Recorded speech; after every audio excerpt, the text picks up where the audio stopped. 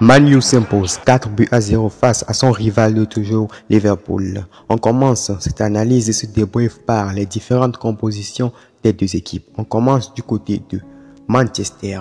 C'est la première composition du nouveau manager de Manchester, Erik ten Hag. Dans le goal, derrière, la formation est subdivisée comme suit en un 4-2-3-1.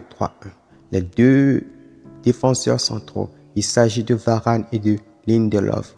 Déjà, premier constat, il n'y a pas de trace d'Harry Maguire. Soit il ne le fait pas confiance, soit il connaît le palmarès d'Harry Maguire. On continue. Sur le côté, il y a Dalot et Shaw. Les deux milieux relayeurs, il s'agit de McTominay et de Fred. Les trois milieux offensifs, Sancho sur le côté, Fernandez en 10, Rashford de l'autre côté et Anthony Martial en pointe. Il a d'ailleurs été buteur.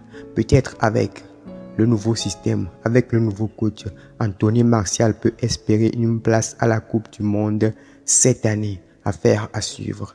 On continue notre analyse du côté de Liverpool. Liverpool fait une formation en 4-3-3. Jürgen Klopp reste fidèle à ses principes. Il est parti avec 4 défenseurs. Dans le goal, il y a Alisson. 2 centraux, Gomez, Phillips.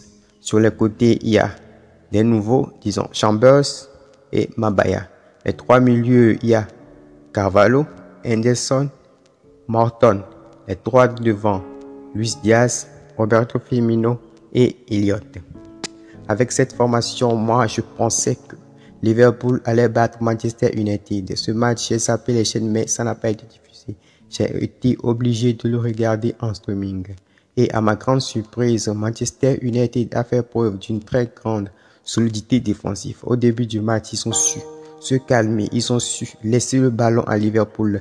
Liverpool a mis beaucoup d'intensité au début du match, mais c'est Manchester qui a trouvé le chemin défilé. Manchester va très vite en avant. Erik ten Hag est resté fidèle à sa philosophie de jeu de l'Ajax. Ils vont très vite de l'avant, très peu de pertes de ballon et ils pressent beaucoup l'adversaire. Le vertus du score est parvenu à la 12e minute par Jadon Sancho.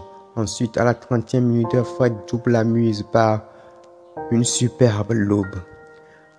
Ensuite, le match a un petit peu baissé en rythme et en intensité car il y a eu beaucoup de changements. Anthony Martial a profité dans la foulée pour inscrire un but. Et le dernier but a été inscrit par un nouveau jeune joueur. Je me rappelle même plus de ce nom. Et si je me souviens bien, il s'appelle Pelestrin. Il a inscrit un but fabuleux. Il a conclu une action collective de classe de Manchester United. Le fait de voir ce but me fait déjà penser à une saison redoutable de la part de Ten Hag à Manchester United. Ce coach-là, franchement, il va changer les choses. Il est arrivé à peine un mois et il a déjà fait beaucoup de choses.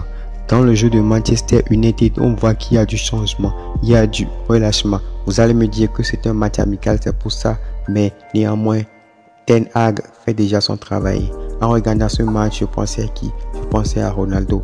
La manière de jouer de Manchester, si Ronaldo était en pointe, franchement, ce match ne se termine pas par 4-0. Ce match se termine par un 6 ou bien un 7-0. Car on sait tous que Ronaldo est un tueur devant les buts. Voilà, c'était ce qui s'est passé aujourd'hui entre Manchester United et Liverpool. Avec ce Manchester version Ten Hag, est-ce que Manchester peut prétendre au titre de Première Ligue? Avec ce que j'ai vu aujourd'hui, je peux dire oui. Mais attendons de voir ce que ça va donner durant les prochains matchs amicaux et durant les 5 premiers matchs de championnat de la saison prochaine. Comme ça, on sera fixé sur la saison prochaine. En attendant de nouvelles vidéos.